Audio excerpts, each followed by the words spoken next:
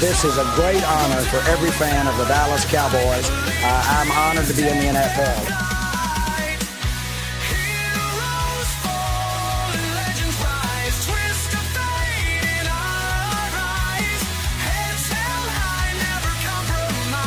What can I say? Mamba out.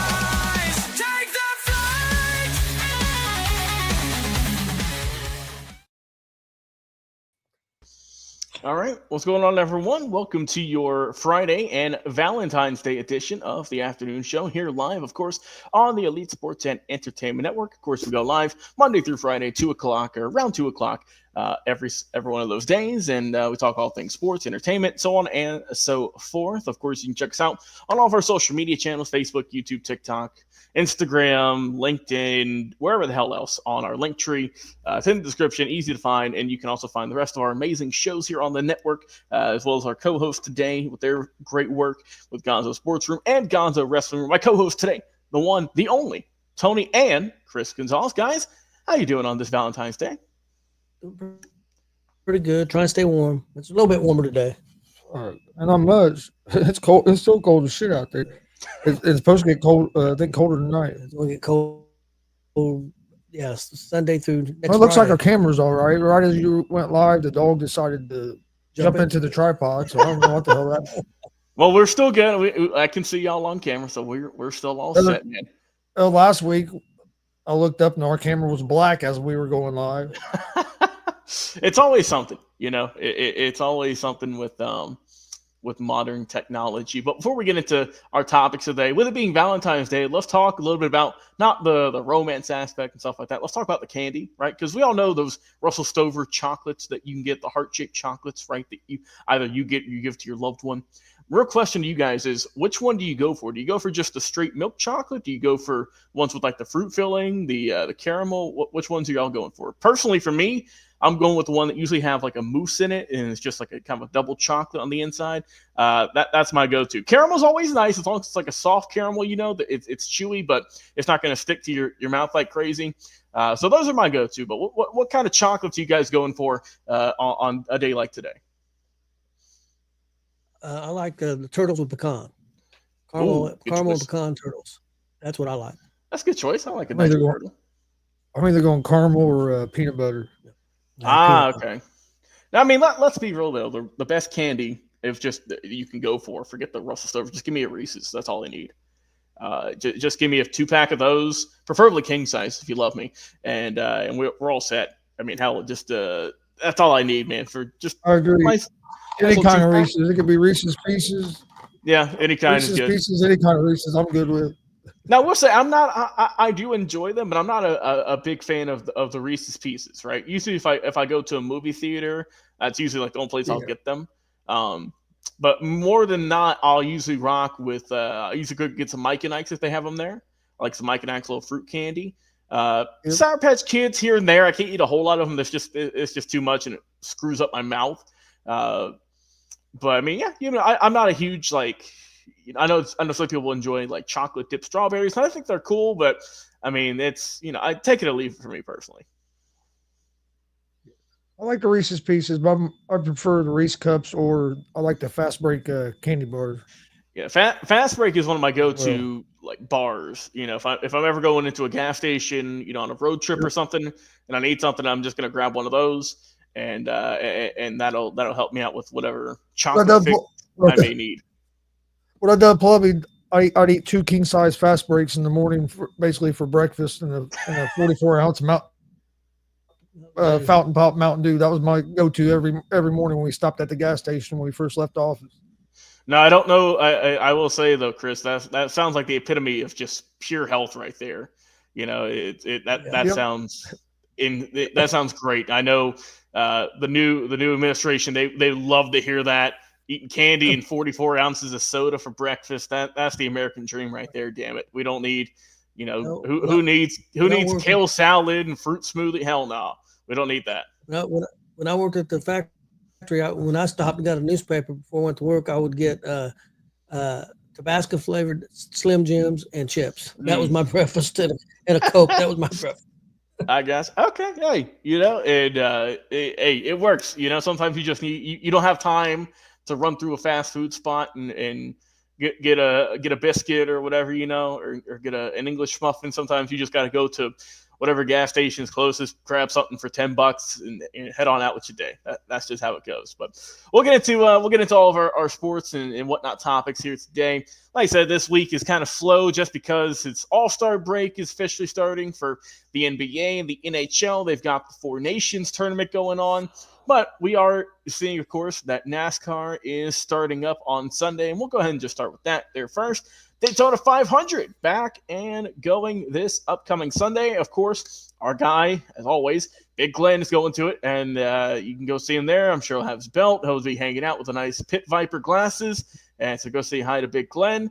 But NASCAR's back, and I'm not a huge racing fan, right? I do kind of keep up with it, but I'm not one of those guys to sit down on Saturday for the Xfinity Series or for Sunday for the NASCAR Cup Series and watch a full race. But, if it's a close race and if I'm just kind of, if I hear about it, I'll flip over and tune in. But, it's officially back. They, the NASCAR is going to be back for the 2025 season. So we're getting started with that and another sport we get to cover here. Guys, are you going to be checking out any of the festivities or anything going on with Daytona this weekend? I'm not a big NASCAR guy. I'm an IndyCar guy. I watch more IndyCar than I do NASCAR. Yeah. To be honest. Which now that makes sense. You guys are from Indy, so that definitely checks out. Chris, what about yourself? I might watch a little bit of it. Just depends on if I'm home. If I'm home, I'll usually turn it on and watch a little bit of the race. I think Glenn's been down there all week. Yep. I know he's down there for NXT. Yep. And all that, but I'll probably watch some of it. I don't know what I'm doing on Sunday yet. But if I'm not out working, I'll probably watch some of it. I usually watch a little bit of it, and I know a lot of. But from what I was hearing, it seemed like all the Hendricks drivers are the favorites to win this weekend. Yeah, I think the starting three, if I'm not mistaken, it's going to be Chase Briscoe in first, followed by Austin Cindric in second, and then third on the pole third place to start the race is going to be Bubba Wallace. Those two, Cindric and Wallace, won the duels last night, Daytona duels. Both those races, they were victorious in that. And then and for Briscoe, he was the pole winner, so he had the fastest time. So it'll be interesting to see with those three, and then of course all the other drivers in the field. Well, I'm sure we're seeing some new faces, some returning pros, and it'll be interesting to see just kind of how we get started here and kick off another season of sports. So we got NASCAR coming up this weekend, and for those who enjoy it, it's finally time. You had a little bit of a break, and now we are back, and you can get the checker flags waving because NASCAR is back, baby. All right, we mentioned some NHL. The Four Nations round of robin tournament happened, or it is happening currently, I should say. The USA, our boys, they got a hell of a performance last night, 6-1 victory, and for the U.S. and boys look good. They just beat the crap out of Finland. The Kachuk brothers, Matthew and Brady, they had a hell of a performance. They each scored 2 goals a pop, and they're looking great going into their game against Canada tomorrow night. It's going to be, I believe, at 8 p.m. puck drop. Eastern Standard Time. So I'm feeling good about this. The U.S. looked great in their win, and they got a lot of confidence and a lot of momentum right now early on. Yeah, they did look pretty good last night. I watched a little bit of it. We'll see. I know I thought Finland would give them a better game, but I know Finland plays tomorrow too. I think they play early before U.S. does. So we'll see how Finland. They play Sweden tomorrow. That's going to be 1:00 Eastern puck drop there, and then the U.S. has the nightcap there. So we'll see how that goes. But those are obviously the only 4 teams in it. So we'll see how it goes this weekend, and we'll have a full report back on Monday. Chris, did you watch any of the games, or did you see the game last night, or any of the highlights from Team USA? No, I just knew that the Kachucks had a good night. I'd heard on the radio, but I really didn't watch any of it. I know this is probably a stupid question. It's going to show I don't watch hockey. Yeah. But this isn't the hockey All-Star break, right? It might. Let me look that up. I don't think it is, but I'm not. I'm not 100% sure like how they did this. It's just like they're. like the equivalent to like the NBA playing tournament, or not playing, but mid-season tournament? Is this something like that Yes, I with the mean, nations, or because I don't think this is their All-Star? this is kind of what they do for around the Winter Olympics, because that is going to be taking place, as we know, a little bit later on. So this is kind of their version of that, right? I mean, it's not. They say it's not really like an All-Star game or whatever. But I believe what it was, if I'm not mistaken, if anyone's watching out there, you can correct me. I think this is just kind of they took so this is their All-Star break, by the way, because this is players from different clubs around the league. But instead of the All-Star break, they're doing this instead for the time being, instead of just the normal festivities. And it's going to come back next year, the regularly scheduled program. But you know what, Chris, I think I like that. It's something different. You don't see it every season, obviously. But, I mean, I think, honestly, hell, do you think that any other league should do this? Do you think that maybe, I don't know, if the NBA is so international now they can do it. Do you think that this would be a good idea? Maybe, I don't know, because I know, the NHL does it based around the Olympics, I believe. But, I mean, hell, I don't know about every year, obviously, but like every other year, you think that this could be something that could drive more viewers to other sports? I mean, it could. It's kind of like something like the World Baseball Classic in a way. Yeah, in a sense, yeah. Which I know the World Baseball Classic, but so this Four Nations thing, are they doing this during the All-Star break? So essentially, what it is, Chris, is that this is replacing the All-Star break at the moment for this year. Okay, so they haven't done it in game. Okay. They haven't done it in 2018 and 22 due to just the NHL not being a part of the Olympics or whatnot. But now that they're back in it for 24, now we're having the Four Nations face off rather than your traditional All-Star team format. So, I could kind of like this. It's something different, and it brings a different, obviously in a tournament is I think interesting to watch, but I mean, with it just being four separate countries facing each other, that always is going to add, a little bit more intrigue. Yeah. I know a lot of people were talking about it on the radio last night. Like, it was getting a lot of attention. Yeah. And I mean, obviously, so whenever for us here in the U.S., if you're watching your team and rooting them on, doesn't matter what team they play for at the moment. If they're a rival, you still want them to do good, just to represent your respective country. But I mean, I think that, and Tony, I think you stepped away for a second when I mentioned this to Chris, but I think the NBA has maybe enough players now. I mean, because you only need 12 players per roster. You could easily, I think, find 12 guys in the U.S. No question about that. You can maybe do Slovenia, isn't that where Luka's from, I believe? You could find, I don't know, maybe like Greece for Giannis, and somewhere else, like where is Embiid from? Is he from I think Cameroon, I believe? Somewhere, just African countries or something you could combine. I don't know, but I mean, I think it could be, and I know they do it with FIBA, right? They do the FIBA World Cup, which, that's one thing, and they also do the Olympics. But I mean, I think that if you do this like every other year or so, just to kind of change the pace for the All-Star break, which we talked about with the NBA before, it's just kind of stale at this point. It'd be something to just kind of freshen up the sport. Yeah, I agree. It wouldn't hurt anything. Are you going? No. Are you going to watch any of this All-Star game this year with this new format? I might check it out, Chris, but I mean, I have been motivated to watch an All-Star game in years, honestly. And I'm talking just about the game, right? The all the players facing each other in that format. Usually I'll check out like the dunk contest or the 3-point contest. Usually those are always, for me, more fun to watch. But I don't know if I'm even going to watch it this year. I don't even know who half the people are in those contests. I mean, they're not putting the A-list out, right? Especially for the dunk contest. I mean, unless you are a diehard NBA fan, you won't know who any of these people are. I mean, and hell, they just kind of trot Mac McClung out there like he's a globetrotter, in a sense of, oh, hey, look, it's this special guy who never plays he's played a few minutes, but he's not on an NBA roster. It's in the G League. Let's bring him out, and he can win back-to-back dunk contest and maybe his third.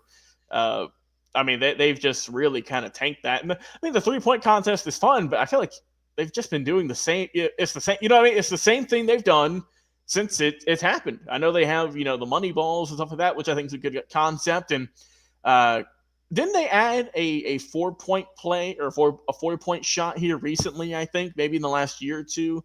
I could be wrong, but I feel like they gotta do something, right? Because I mean, it's just same thing over and over again for years, and it'll get stale over time. That's just how it goes. Yeah. Do those things sell out now? I mean, when they put them I'm sure they still sell out because I mean it's still it's like any all-star game, any for wrestling, any like pay-per-view or PLE, whatever.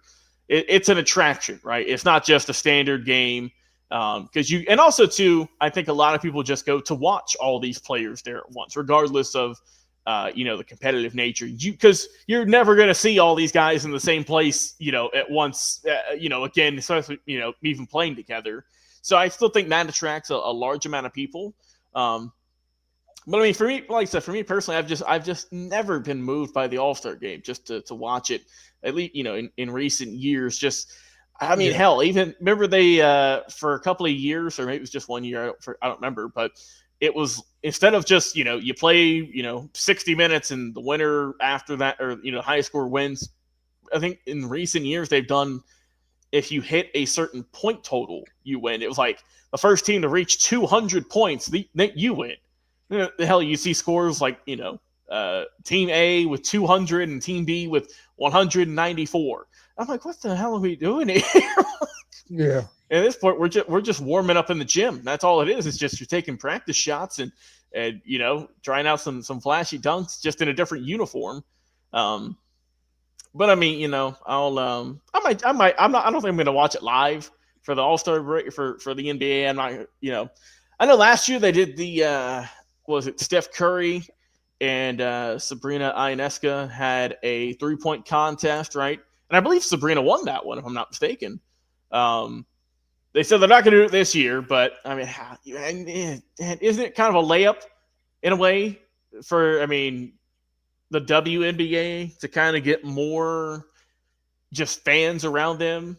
And I don't know which party, who agreed, who disagreed on this. I'm not sure, but I mean, you could easily imagine. Look, forget the 1v1, right? Let's do a team 3v3. We can have 3, NBA shooters throwing up against 3 WNBA shooters in a team kind of format. And whoever makes the most threes at the, end of a round, that's how you win. I mean, just something, for God's sake. That's not to the extreme of what the NFL did with just flag football and mini games that you can do in your backyard. So, I mean, I'm just spitballing here. Well, what they were wanting to do was they wanted to do Steph and Clay against Sabrina and Caitlin Clark. Right. But Caitlin Clark told them that she wasn't going, that she didn't want to do it. She said she wanted her first 3-point contest to be for the WNBA All-Star game. So she didn't want to do it. Well, then I guess Steph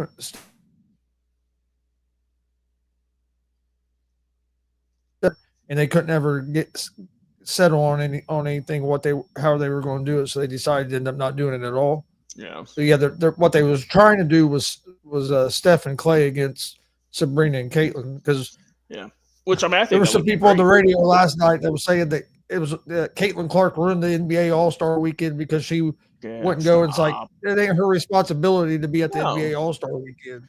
No, and look, I understand that she's the hot commodity for that league, and everyone wants her on their program to help them out and so on and so forth. But damn, we have a whole league full of people.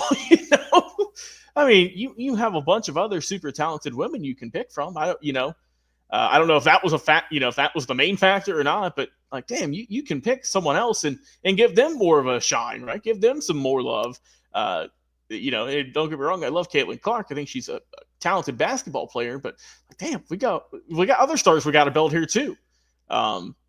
Which I mean, they wanted Clark though because They wanted Clark because they knew if Clark was there, the eyeballs it was going to draw to. Oh, of course, and I mean, she definitely is, the main attraction, the top draw for the W right now. That's just how it is, because she had all remember all the hype in college, broke the Iowa scoring records and all that, and then she went out and had a great. She's done great with the Fever so far, as you guys well know. I think the Fever are going to have a chance to contend for the title this year too, with the moves that they've made in the offseason. Yeah, you guys have made some moves. Of course, my team in Atlanta, we've made some moves as well. We signed Brittany Griner not too long ago, got a new coach, and got some good players. So WNBA will be, still a lot of solid teams, a lot of solid players this year. So, of course, we'll bring you that action, all that coverage too. All 5 of the or the Indiana Fever starters are multiple-time WNBA All-Stars except one. And the one that isn't a multiple-time WNBA All-Star is Caitlin Clark. That's because she's only played 1 year in the WNBA. And I mean, if that isn't, a calling card for a playoff spot with, the league is significantly smaller than the NBA, so you have a better chance to make the playoffs and make a deep run also. They made the playoffs last year. I think they'll have a chance to make a deep run this year. Yeah, and like you said, they very well could be a favorite this year, going into a championship game. But I know Frankie and his New York Liberty, they have something else to say, and Jay and his Dallas Wings, they're going to have a bone to pick as well. So, we'll see what happens with that whenever we get to it. But guys, I mean, so getting onto it and moving on and packing your bags. Aaron Rodgers, he's gone. The Jets told him the other day, where we don't want you, basically. We're moving on from you. And thus ends the tumultuous 5 games of wins, 5 wins as a Jet Aaron Rodgers career. Boy, that was rough and not what anyone expected. Okay, let me rephrase that. Not what fans of the New York Jets, the front office, the owner, and Aaron Rodgers expected. But a lot of media thought it was done for. I didn't expect it to be that bad. No, I thought they'd at least make the playoffs. Yep. Maybe at least 1 year. But I mean, we only saw 1 year basically. Yeah, because he got hurt so quick, Mm-hmm. But yeah, I thought they would be. I'm not saying they're going to win a Super Bowl, but I thought they would. I thought they would be successful, to a certain degree. I thought they definitely would have a chance to make the playoffs. It definitely didn't turn out like I thought it would. No, I think the Jets ownership messed up last year in a way because they got off to a slow start, which I kind of expected them to get off to a little bit of a slow start. You have Aaron Rodgers coming off an Achilles. Usually, most players coming off an Achilles, it takes them a little bit, and they got impatient and fired Saleh. Well, then look what happened to that defense. If they wouldn't have fired Saleh, if you look at the second half of the season, Rodgers' QBR was one of the best QBRs in the league. It went up to it was like almost 100. He played a lot better that second half of the season. Their offense started scoring points, but then their defense couldn't stop nobody after they got rid of Saleh. I think if they would have had a little patience and hung in there with Saleh, that season might have turned out a little bit different. I think they might have won some of them games at the end of the season. They lost if Saleh was still the coach because the defense was playing good when Saleh was there. Mm-hmm. And I think, and after that, the coaching just wasn't great. You have so many different. I'm not saying that guy isn't a good coach, but it's hard. He stepped into a tough situation when you're coming in the middle of a year like that. And then my thing is, okay, you're moving on from Rodgers. What's the Jets' plan? Like, who's going to be your quarterback? It's one thing it's one thing to move on from the guy, but who are you going to get as good or better than him to bring in right now? And that's the tough question, right? So with this team, I mean, we saw that it didn't work with Rodgers. It was just a mess. So, I mean, in the 2 seasons with him, and like you said, he was obviously hurt that first year. But as a whole, they won five games this past season. And then, they were better last year without them than this year with them. Yes. Which is insane that happened. But looking at this team, like Chris mentioned, the offense was a lot better this year. compared to recent years. Honestly, they scored 338 points in total. Their defense was the killer though.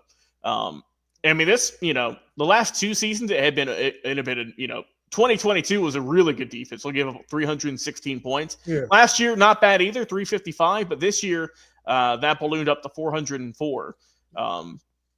So, I mean, like I said, they only got 5 wins out of it. You finished third in the AFC East behind the New England Patriots, who also struggled mightily this year.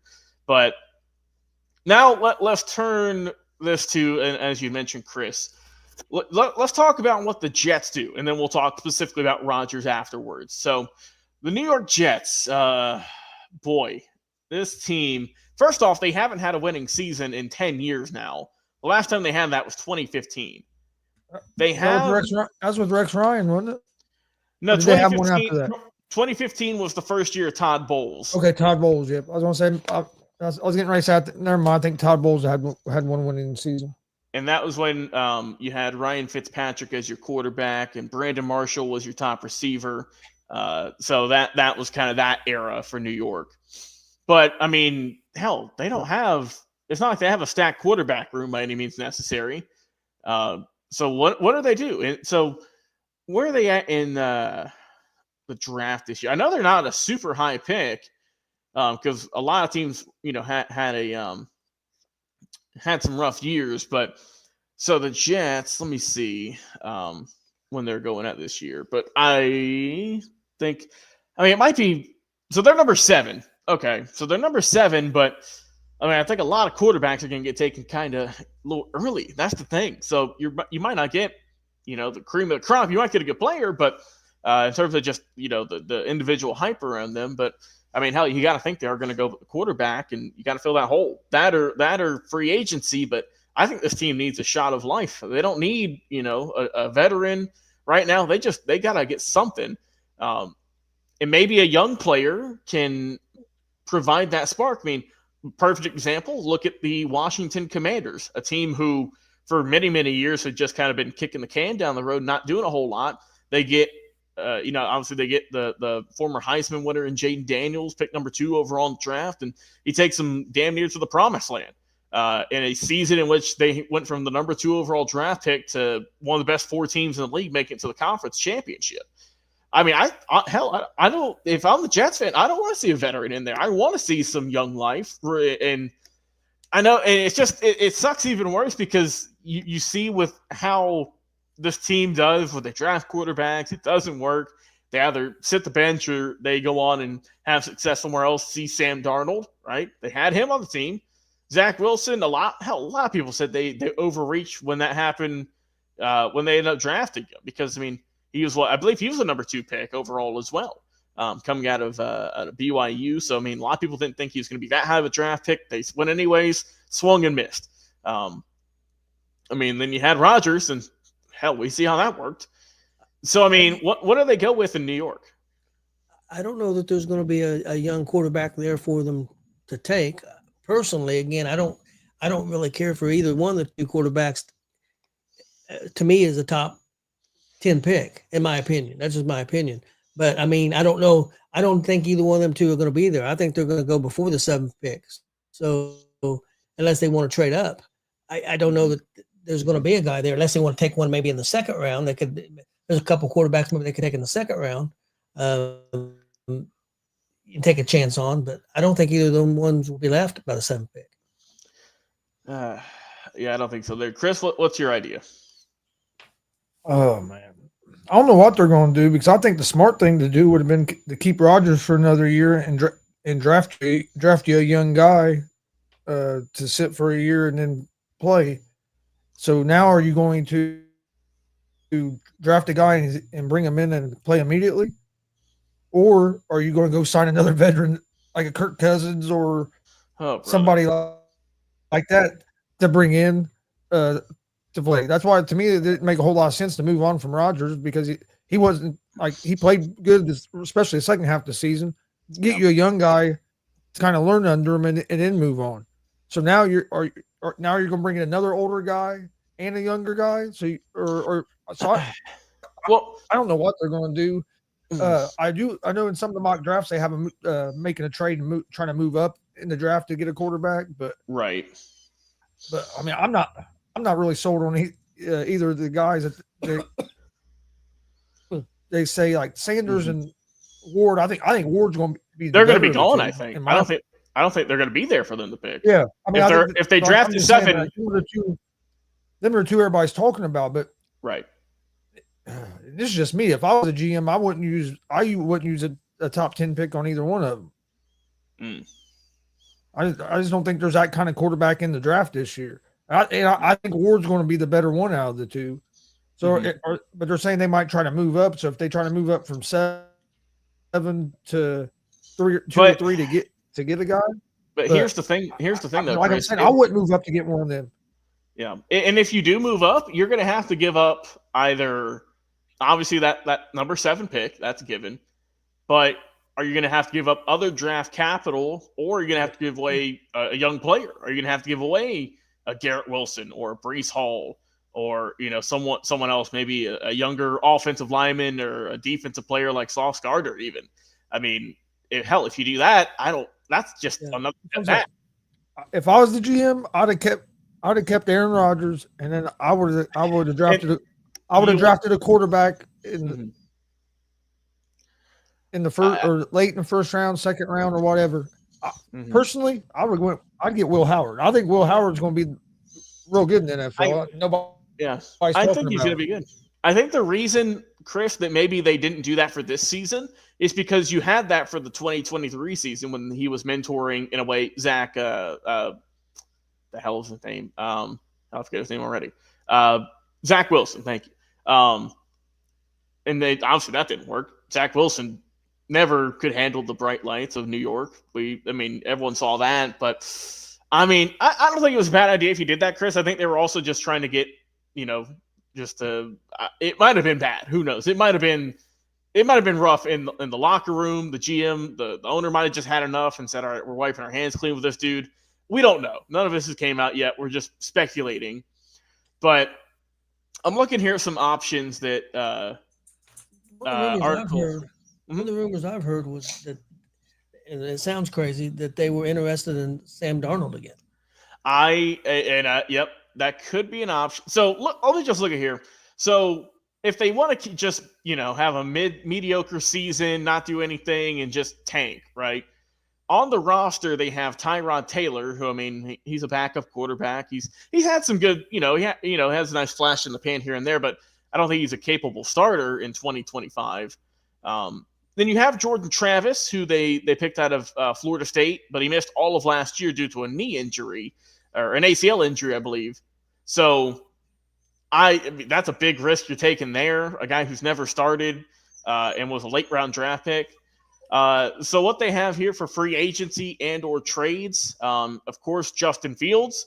I think that's gonna be a big domino to see how either of those Steelers quarterbacks, if who goes back, who stays, who goes somewhere else. That's gonna be, I think, maybe the first domino to fall, and then the rest will fall into place potentially for free agency. So they got Justin Fields. Russell Wilson, of course, is another viable option.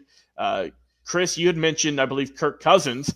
You could trade for him, but that's a lot of money you're taking on for a couple of seasons. But I think it makes the team more competitive than if you draft if you draft someone who isn't, that top tier quarterback or any of the other options. But like I said, that's a lot of money you're going to have to pay him for a guy who's coming off of an injury, who was hurt and who played hurt basically last year for Atlanta and got benched. So, do you go that route? Do you go with, some younger talent like Justin Fields, who a lot of us, have been saying that play him because things will happen, we think. And Tony, you mentioned Sam Darnold. If I'm Sam Darnold, I don't think I want to go back there. I wouldn't want to go back. I wouldn't want to go back. I want to stay in Minnesota. We just won 14 games this season. I don't want to go anywhere else. And another one too, and we always joke about it, but why not? They say here in the article, Jameis Winston. He was looking for a job. With that, it's a mixed bag. You don't know how your team's going to do. Because I remember in Tampa, it felt like his teams always went like 500, like damn near 500, one game above, one game below. It was never a whole lot other, anything else like that for most seasons, I should say. So I mean, are any of those options, are those perking your ears up a little bit? I don't. Again, I don't know why Darnold would want to go there. You No, got hell no. Carr may end up being available, maybe, but again, he's so much money too that I don't know that he's a viable option, honestly. Yeah, I don't know what they're going to do. I would say they're going to try to draft somebody, and then they might sign one of these veteran guys. But I just don't know who they're going to be able to get that to be affordable. Because I don't think they're. Even if Darnold wanted to go back to the Jets, I don't know if the Jets are going to want to pay Darnold what. I mean, he's probably going to get close to 35, 40 million a year. Mm-hmm. He's going to get close to probably what Baker guy. He's going to get something like that. He's going to be asking for $40 million a year. That's why I don't know if Minnesota wants to sign him, because they've got McCarthy. They got him back there. So that's why I don't know if Minnesota. The only thing I think if Darnold would, because like you said, he's a good fit there in Minnesota. And he's been treated well in Minnesota, and he's had problems other places. If he'd be willing to give a discount, say, okay, I'm not going to make $40 million, maybe I only make 25 or 30 for 2 years with a 30-year option. Maybe Minnesota would do that, but I don't think they're going to want to pay $40 million. And he's probably going to want longer than a 2-year contract. That's just my opinion. He's probably want to get set up for 4 or 5 years. If I'm him, if I'm taking less than $35 million, if I'm going down to $30 million, you're giving me a fully guaranteed for And that's the thing too. I'll take less, but I'll take less, but I want to all guaranteed. Guaranteed. That way, if after this year you decide you don't want me, I'm still getting all my money. Yeah, and I think too that this is just speaking purely Minnesota GM, right, in front office who makes the moves. Why the hell would I want to move on from a guy who just had his best season with us, and who damn near won us our division. I mean, look, I get you drafted J.J. McCarthy. I believe it was 9th overall in the draft this past year, and unfortunately he got hurt. But hell, why rush him back? It's not. If you had a bad season, I understand, but you just had a season where you almost won your division. Let me ask you this: go to the other end. Why? If they say, okay, we drafted McCarthy and he got hurt. We didn't expect things happen the way they did with Darnold. Why not? We'll pay Darnold. We'll trade McCarthy. I mean, how that could work. I mean, I wouldn't be surprised by that, Tony, because hell, look at all the other top first round picks that have been traded over the years. Trey Lance, right? He was traded. He got benched for a guy who's picked last in the draft. I mean, there's been so many others. I mean, Mac Jones out there. He was top pick who fell out. A lot of the guys here in recent years have just fallen apart early on, right? And it hasn't worked out for one reason or another. But I mean, I think I don't think they'll do that just because I think the reason they moved on from Cousins was they wanted to get a quarterback on a rookie deal, because that's what everybody's wanting. Because if you can get a quarterback on a rookie deal and the quarterback plays well, you have more money to build around them. Right. So I think that was their plan. So that's why they got rid of Cousins. Yeah. And then McCarthy got hurt. So I think that's why now they don't really want to pay Darnold, because they want to try to take advantage of McCarthy on this rookie deal. But with the way Darnold played, if they do that and McCarthy don't pan out, then they're going to look like dumbasses, and it might cost that GM and the coach their jobs. I mean, damned if you do, damned if you don't type of situation. Yeah, but it's we'll see what the Jets do. But let's talk about just Aaron Rodgers. Where does he go now? Because we talked a little bit about it early in the week, but we'll circle back to it now that it's actually a done deal that he is not coming back. Players, I think I saw LaShawn McCoy say just pack it up and retire, which we had mentioned earlier in the week as well as a viable option, I think. I mean, if he wants to still play, he more than well can play, but I mean, I just don't see a reason for him to, unless he just wants some more money or to pad his stats some more. The teams that I seen listed earlier today, there was only 2 teams, really one team. I think the Steelers, if that's true, they're interested. I think he would have a chance to maybe win some games there. I don't think he wants to go. I don't think he would want to go to Tennessee. They're not going to have a chance to win. There was another team on there. I don't think have a chance to win. The Raiders, I think would be interested just because of the coach. I think he might be interested in the Raiders because of who the coach is. I'm not, if the Raiders are interested, I think he might show interest there because of that. And then, like I said, Chris had an interesting idea, which I don't think would be a bad fit. Chris, what was your idea? Well, if Stafford ends up going to the Giants, like the talk has been the last couple of days, that the Giants are really interested in Stafford, and that Stafford and the Rams might not be able to come to a deal because he's wanting to renegotiate because he only has like $4 million left guaranteed. If they move on from him, I could see them going with going with Aaron Rodgers for a year or two as a gap fill guy until they bring somebody else in, because they're not going to turn over if they lose Stafford, they're not going to turn the reins over to Garoppolo. No. McVay's not going to do that. And are you going to go out? I mean, you were like just a couple plays away from beating the Eagles and being in the NFC Championship game instead of the Eagles. I mean, they have a good team, so they're not going to want to just throw in anybody at quarterback. They're going to want to try to still stay competitive. Mm-hmm. So I could see something like that maybe happening if Stafford gets moved. Now if they can keep Stafford, they're going to keep Stafford. But the way it's sounding, it sounds like there's a good chance Stafford might end up with the New York Giants. And the Giants pick is third, right? I heard it would be for the first round pick. So the Giants are third. Do you think they would take Colorado quarterback? Because McVay probably thinks, hey, I like this young guy, and he could be. I'm not saying for the first year. You could bring Rodgers in or somebody else, and he could. Yeah. And then that would be a possibility. Yeah, I mean, they could do something like that. Maybe.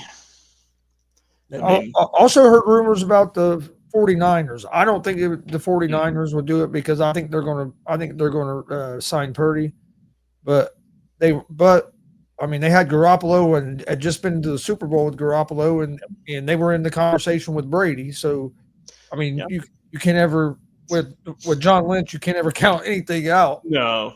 I mean, they gave up the farm. They gave up the farm for Trey Lance. So I mean, you never know what they're going to do. But so I really don't buy that one. But I have heard that thrown out there. I think a lot of people are saying Tennessee is an option as well. But I kind of feel like if he wants money. I kind of think it could be the Steelers, the Raiders, and like I said, if the Rams, depending on what happens there, and then. What if he ends up in Minnesota and like Brett Favre did? And what if he can't? What if Minnesota says, "Hey, we don't want to pay Darnold $40 million a year, but we'll bring in Rodgers for a cheap price for a year, let McCarthy heal up more, and then move on." I'm not saying like it could. Yeah. Hey, he went to the Jets, so why not go to the Vikings? I mean, no one thought he'd go to the Jets really anyways. I honestly think that the Rams would be crazy to let Stafford go. Again, I don't know how much money he wants. Oh, yeah, Stafford's a hell of a quarterback. He's still very productive. Yeah, I think he'd be crazy. Like I said, they were close. I mean, they weren't far off this year. I mean, they gave the Eagles the best game in the playoffs. Yeah, they did. With the Jets draft pick being number 7. Do you think that would be enough to entice the Rams to trade Stafford to the Jets? Or would it need a lot more? I mean, 7 isn't a bad draft pick by any means necessary. It's just that you don't necessarily, for quarterback wise, if you need a quarterback, it's probably not going to be a 7. But hell, if LA can add another defensive piece, they need a running back, I think, too, because their running back room is. You could say, "Well, give us Brees Hall give us Brees Hall in this number 7 pick, and we'll give you Stafford and whatever their draft pick is." I mean, I don't think that's an awful deal because they have who is LA's running back? Is it Kyron Williams, I believe? Yeah, I've not been sold on him honestly, personally. No, I mean he. Let me see if I can find his stats here. He's kind of inconsistent. But honestly, Brees Hall has not been super consistent. I think. I mean, Williams when he's healthy, he's been pretty good. Yeah, but I'll walk it back. He's staying healthy. Yeah, he played in 16 games this year, so that was still a good majority. And he had a productive season: 316 carries, nearly 1,300 running yards, and 14 rushing touchdowns. Averaged 81 yards a game. better than what I thought. So Yeah, when he's pretty good. when he's on the field, he's pretty good. You know what I'm not surprised that LA has done yet, though? Just a brief side piece here. I'm surprised they haven't gotten Blake Corum more involved. Hell, he was one of the best running backs in NCAA. Yeah. In Michigan, he was a big reason why they won a championship.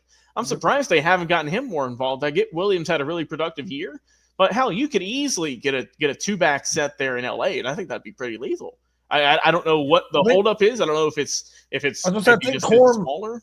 I think Corum might have got hurt early in the year a little bit. He played in 17 games. Oh, did he? Okay, I was going to say for some reason I was wanting to say I was thinking he was banged up a little bit. Mm-mm.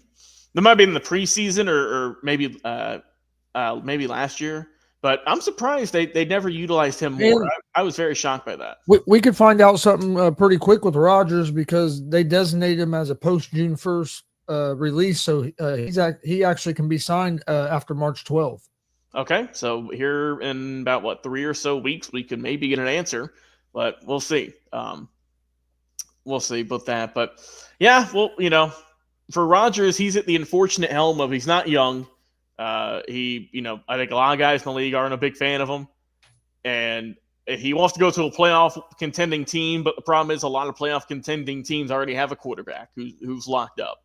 So he's got a very, very small amount of choices he can pick from, or that even teams that want to sign him can. But we'll see what happens and where he goes, or if he goes anywhere. He might not get signed. Who knows? But we'll cover it all here soon. He might just retire, like you said, Tony. We'll see.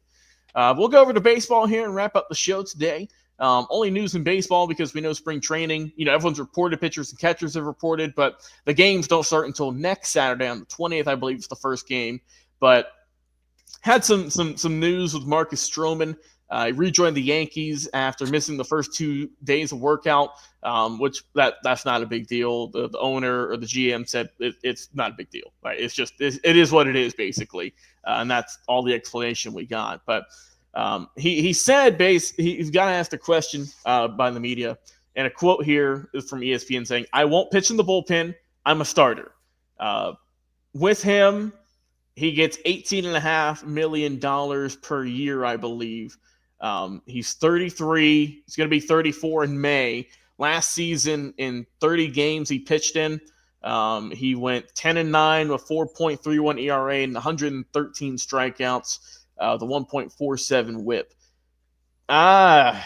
It's a tough call. I mean, because what do you do if you're the Yankees? He said he doesn't want to be a bullpen guy. And I mean, it looks like their starting five is looking good, but do you end up trading them? I mean, it's kind of a little late right now, but do you make a move, or what do you do? Do you just say, all right, we'll keep you as our starter? I don't know a lot about Stroman, to be honest. To be honest with you guys, Chris, what do you think? Do you think are there teams that are being invested in? Well, a team like the Reds. Well, the Reds are pretty well.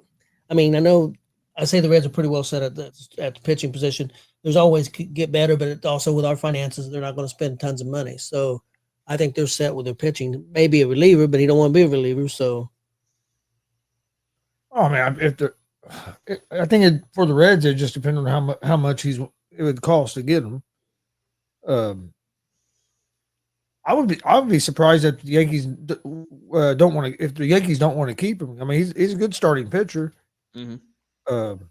I mean, if he does move on, I mean, I'd take him on the Reds if we could get him. But I do think the Reds are pretty solidified with their pitching as long as everybody can stay healthy. Because hell, they're talking that maybe Abbott's spot might not even be solidified, and he's been one of our better guys the last couple of years. Yeah, and I mean, by them picking up Max Fried this all season, that really kind of bumped him down a spot from where he was at. So that kind of put him on the outs in that rotation potentially. But I mean, I think you might just have to keep him on your starting five and see what goes from there. If he struggles, then I don't know how many options he have if you want to send him down to AAA or if you want to try and trade him. I was going to say he could be a guy that might get moved around the trade deadline. I think that that's might be a likely scenario. They give him half a season, see how he does, and if he performs, you keep him. If he doesn't, you get rid of him because he's still going to use him as a starter. Yeah, because he's still a good player. Like you said, he's a solid pitcher. He's not your ace, but I mean, he was for a couple of seasons there in Toronto, but he's still a good pitcher, and someone's more likely going to want him as long as his production doesn't fall off a cliff. And we'll see how he does this year, but I think he'll still be a solid pitcher for New York. But I think he stays. I think he'll be in the rotation. He'll be back end, obviously. But it wouldn't shock me one bit if he gets traded come the trade deadline for baseball. You know what a beautiful sight to see yesterday was? Terry Francona sitting in the Reds dugout, not David Bell. I agree with that 100%. I know you guys are pumped for that. Yeah, I am. You think he's the guy who can mold your young talent and get y'all at least to the playoffs again? Yep, I do. He's done it many times. I mean, hell, he turned Boston into a team that it was so close. It was so close to they won 2 championships with him, I believe. No, he won 3 because wasn't he there in 13? Was he? I think. And then even with what he done with the Pablo, but even what he done with Cleveland. Yeah, I mean, he made them into a powerhouse. Yeah, and then he left because he took the year off because he said health issues and stuff. But then next year he gets hired up by the Reds, which I love.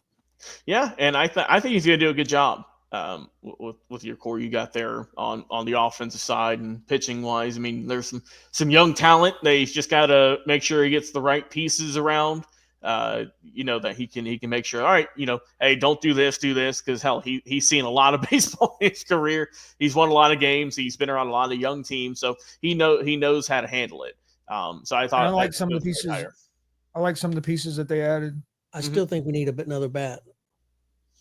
But I think it might be. I don't know who's the. I mean, we just saw Bregman sign for a large chunk of change out there in Boston, which I thought was a kind of in a way a surprise move because it'll let me know Boston's going to try and do something now by spending all that money because we know that they picked up. I believe they picked up some pitching, I think, earlier in the offseason, if I'm not mistaken. But Boston's going to be more competitive this year. I think that the Reds are going to be more competitive this year. It's still crazy to me that the Pirates spend so little money, and the Marlins, I think, more so than the Pirates because, look, I know everyone says, oh, the Marlins are a small market franchise, but they're in Florida, though. Hell, you look at any other professional sports team in Florida, and they're spending money. I mean, the Heat are spending money. The Dolphins spend money. The Panthers spend money. A lot of those teams do. I mean, it seems like a case of just bad owners. And, they're just kind of run the team into the ground because they aren't drafted, hell, they drafted Jazz Chisholm to be their future franchise guy, and they traded him away to the Yankees. So I don't know what the hell they're doing. This is where I always say I love what soccer does. And they have the regulation rule to where if you suck, if you're the worst team, you get demoted. Give me the best team in AAA and move them on up. Get this team out of here or whoever it is. But, I mean, God, if you're look, I know the Reds don't spend a bunch of money either, right? I mean, it's kind of hit or miss, but you spend more than a lot of teams, a lot of other teams do. But it's still frustrating that if you're a fan of this franchise, you're not even trying, it feels like. Yeah, that's why I was glad this year at least you went and got a real manager. Then like I said, I like that they brought in Lux. I think that's a good move. Mm-hmm. And Jonathan India said yesterday in an interview because the Reds traded him to the Royals. Yeah, but he was talking about Terry Francona, and he said he's exactly what the Reds need. He goes they need that discipline that he's going to bring, and they need somebody to put a fire in their ass. Yep. He said he was excited about the conversations that he had with Francona before he got traded. So, I mean, he basically just said that some of the discipline breakdowns that happened with Bell, he don't think will happen with Francona either. Yeah, I don't think they will either. And he's not even part of the team no more. Nope. Yeah, now he did say he don't know. He still don't know what the Reds are going to do with all the infielders they have. Someone ain't gonna make the cut, or someone's gonna be a bench player. That's the only options you got. That or you send them down to AAA. But that's all we have in AAA is shortstops and second basemen. It seems like. Yeah. Well, you know what that tells me? That's some good trade pieces potentially for some move you can make. But well, like I said, They picked up a couple more. They picked up a couple more in the international player pool. Yeah. They got a couple more shortstops, another second baseman. They love their shortstops and second base. They're all about middle infielders. Well, I think the thing too with those players is usually they're the most athletic on the field, right? So that typically means they can play different positions. So I can definitely see why they're kind of stockpiling. Also, what's up, Glenn? Hope you're doing good on there and enjoying your travels. And I know we're gonna see you in Daytona this Sunday, and I know you're gonna be going crazy out there. Quick question: has anybody seen any of the Eagles parade? Was Philly Sports Guy on TV? I haven't seen if Pags was down there or if he was on camera. I haven't seen anything yet. I know he's down there, and I know he's probably climbing on top of a light pole that's greased right now. But I got a friend that works with me, and he's a big Eagle fan, younger guy. He made the trip for the parade. The only two clips I've seen is Saquon Barkley he was walking. He found the team ball boy in the crowd. He picked him up and he walked in the parade with him. I thought it was really cool. And and the other one I saw, it was just a fan who was going to toss a beer on the team bus as they were driving by. And I don't know if it was Saquon or not, but it was some player missed the catch and it hit some looks like some poor girl in the back of her head. Like, oh my God! Just first off, they aimed for that throw for that gentleman. The Jets might need to find him, but those are the only two clips I've seen from him, though. But my God, it's a madhouse down there in Philly. Did you guys, speaking of beer, did you guys see where Hulk Hogan's getting sued for his beer? I did not see he's getting sued. Yeah. Well, in August, he was at a promotional event in Florida, and somebody threw a can of beer. They was Hogan and some of the owners of the bar were throwing cans of beer to people. Well, I guess somebody launched one way over people's head, and a lady was sitting back of that at the back of the bar, and she got hit in the head and 10 stitches in her head. She wasn't trying to catch one or anything. Somebody overthrew, and so the bar got sued, the beer company got sued, Hogan got sued. They all got named, and so that could be a massive lawsuit. So Glenn's saying here that Helio got granted a waiver for the 500. Is that the IndyCar guy? Yeah. Yep. Huh. Okay. Oh. Yeah, I heard that last night that he was going. Was he one of the ones that got a commercial at the Super Bowl? I know a couple of those guys did. I'm not sure. Glenn, I know you. Helio was the other guy. I can't think of the guy's name. Glenn would remember his name. I can't remember it. Yeah, the one who said that, it's like, oh, he's still handsome. And Tom Brady said it. I would say that or he said yes. So I guess it was Helio. There was another one. Right. There was another one that I know because I watched it. Had a great big campaign, but I can't think of his name. Yeah, there's a few of those guys, which I thought was a. If that lady's gonna sue Hogan, I would say that the owner of that bar would probably get sued. Well, he got sued as well. Yeah, he got sued also. So you're saying Pato Newgarden? Okay, it was Newgarden. That was the other guy. Okay, this guy's won. Yeah, he's won it the last 2 years. Okay, I got you. Okay.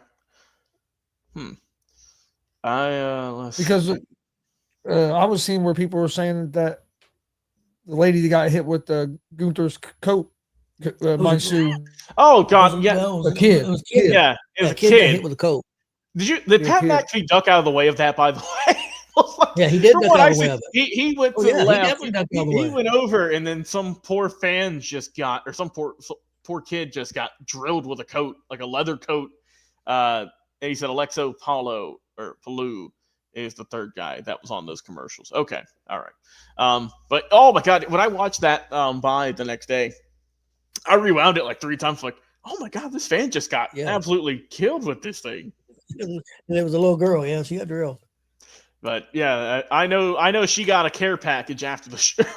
Right after the show, probably 5 minutes later, someone came by and said, "Hey, come meet, Dominic Mysterio and kick him in the balls or whatever." So he's the popular. Here, come get some Yeet sunglasses for your messed up face. They probably ask her who's your favorite superstar. Yep. And it's like, oh, it's so and so.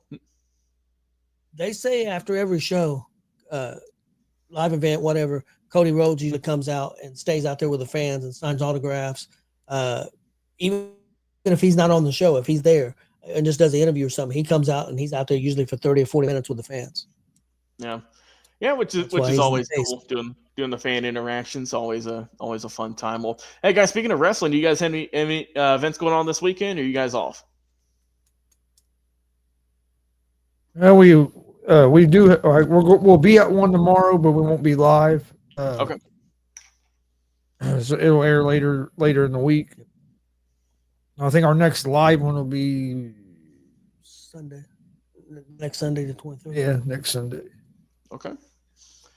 All right. But yeah, we're gonna be able to show live tomorrow, but we don't get can't get good internet there, so we just record it. That way we get a good copy. Yeah, get a nice tape delay, and they can check it out later on. But yeah, okay, cool. Sounds good. Well, guys, appreciate you, Tony, and you, Chris, coming on the show, talking some sports, some entertainment news, a little bit of chocolate as well on today being Valentine's Day, and what your favorite is. So if you're out there enjoying it, be safe, enjoy your time, and like I said, enjoy your weekends. We'll be back on Monday, of course, 2 o'clock Eastern. For Tony and Chris Gonzalez, been your host and producer, Logan Landers. Guys, let's follow us on social media, Facebook, YouTube, Twitter, TikTok, Instagram, you name it. Find it in our link tree in the description. And until Monday at 2 o'clock, we'll see you guys then. Enjoy your weekends.